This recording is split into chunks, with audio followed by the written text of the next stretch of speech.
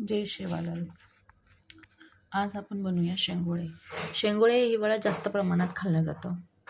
याच्यासाठी लागणारे साहित्य: कढीपत्ता, मिक्स कडधान्याचं 1 बाऊल पीठ, त्यानंतर 1 बाऊल आपलं गव्हाचं पीठ,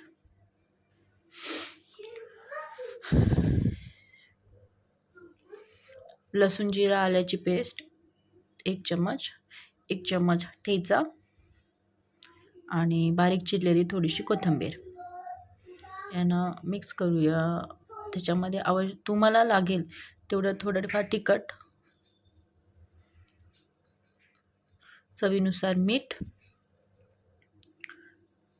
जिरं आणि 1 चम्मच तीळ.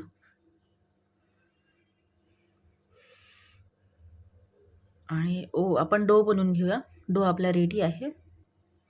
बघा, डो आपला रेडी आहे. त्याला रेस्ट करण्यासाठी ठेवूया. तेल लावून आपण त्याला थोड्या वेळासाठी रेस्ट करण्यासाठी ठेवूया. त्याला रेस्ट करायला ठेवायचं कारण की आपले जे शेंगोळे आहेत ते छान आणि चांगले होईल. बघा, आता आपण इकडे तडका बनवून घेऊया. थोडंसं तेल ॲड करूया. त्याच्यात मोहरी टाकूया. मोहरी तडकेपर्यंत त्याची वाट बघूया. नंतरच सगळे इन्ग्रेडियंट्स त्याच्यामध्ये टाकूया. मोहरी तडकल्यावर त्या डिशची टेस्ट छान लागते. त्याच्यामध्ये कढीपत्ता, त्यानंतर लसूण आणि अद्रकची पेस्ट, त्याला छान परतून घेऊया. त्यानंतर चिरलेला कांदा, त्यालाही लालसर होईपर्यंत परतून घेऊया.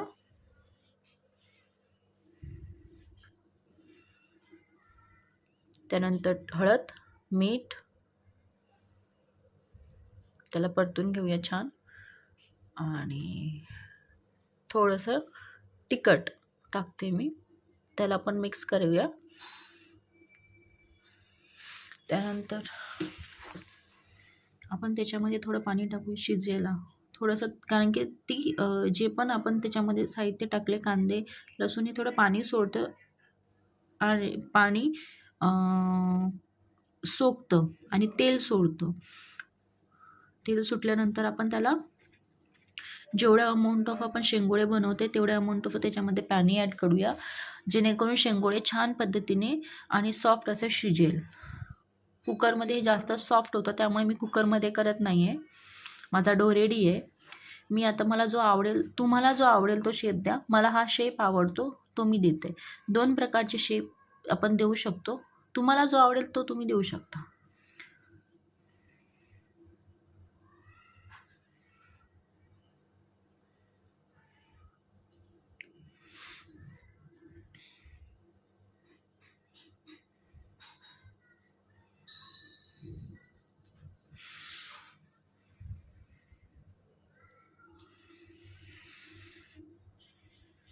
आणि हा एक दुसरा शेप.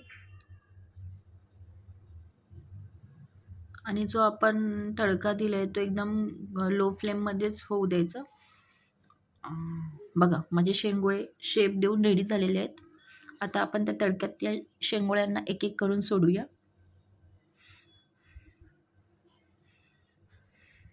थंडीच्या दिवसात लवकरात लवकर आणि झटपट होणारी डिश आहे ही शेंगोळे, आणि टेस्टला पण खूप टेस्टी लागते.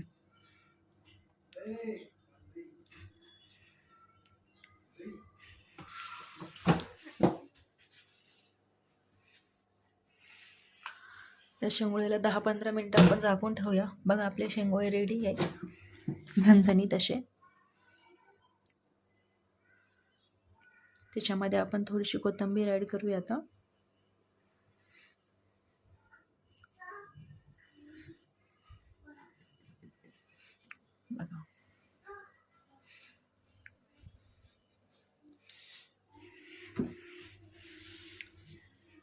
बघा, आता आपण त्याला एक सर्व करूया.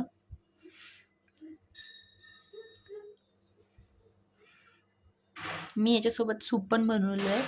पिण्यासाठी. पण त्या सूपची रेसिपी मी नंतर सांगेन. असेच तुम्हाला नवीन नवीन पदार्थ रेसिपी बघण्यासाठी माझ्या चॅनलला सबस्क्राईब करा, लाईक करा, कमेंट करा.